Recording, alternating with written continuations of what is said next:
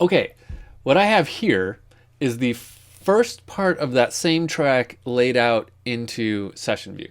So let me show you how that would work. So you can see my tracks up here are the same. They're just going down now instead of going across, right? So I have kick, piano, Rhodes, synth, soft, sine synth, arp synth, etc. So those were on the right side before we saw those titles, and now they're up here going down. But they're the same basic thing, and my mixer is basically has the same settings as they had over there. Here's my clips, right? Remember I had a piano main clip. So that was my main piano riff. I can start playing it. There it is. It's cool. Now this is going to play in a loop now. So this is going to loop forever. If I double click on it, I can still see the MIDI info, just like I could in the other view. So let it cycle around. And actually I don't have this one set to loop. So I'm going to turn on loop by hitting this button. Let's zoom out. This is a really, really, really long track, so it's going to go on for a long time. But let's have it loop just the beginning part. There. Okay, so this is going to loop forever now, right? I took the whole long track, distilled it just to this 4 bars. Okay, so while that plays, let's go over to my drum beat. Okay, here's my main drum beat. Let's set that to loop. And let's kick it in whenever I feel like it, whenever I'm ready. Right?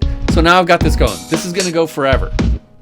Until I tell it to do something different, this is just gonna keep going. Let's add another percussion element.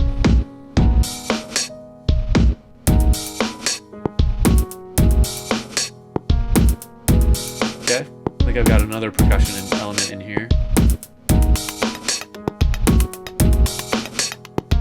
Okay, we can adjust the volume of these. Right? Now I can add, so here's all my synth stuff. Let's try throwing some of that in, see what happens.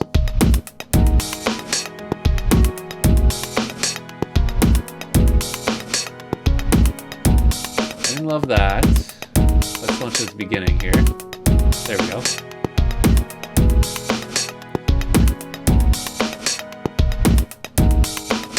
Ah, my loop was set up wrong. Okay, now here I have some strings, right? So let's add in that.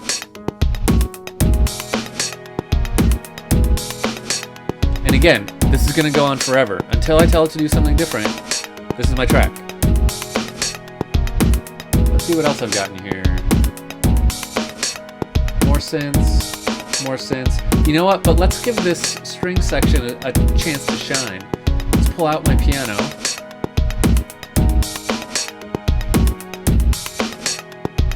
Okay, now I've just got strings and percussion. Let's pull out the main beat by hitting this stop button underneath it and just let it be strings and percussion.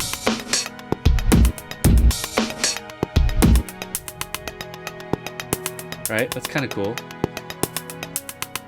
Now check this out. I'm going to let this roll for just a second while I explain this next thing.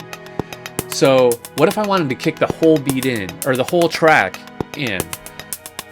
I can't click like here, here, here, here, here, here, here, here, here, here, all at once, right? That's not gonna work. So what I'm gonna do is I'm just gonna go over here and click this. This is gonna launch everything in this line. And this line is called a scene. Okay, so each one of these is called a clip. And each one of these little spots is called a clip slot. If I click over here, it's going to launch the whole scene, which is all the clip slots in that row. So we can see here, it's not going to relaunch my piano, because my piano's up there. So I'm going to copy this, copy and paste that down there, so that it does relaunch it when I hit this 3. Okay, so as soon as we're ready, I'm going to launch into the whole thing.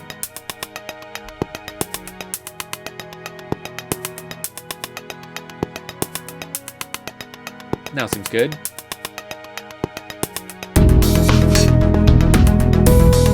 Alright, Now everything's in, right? And we're totally rocking.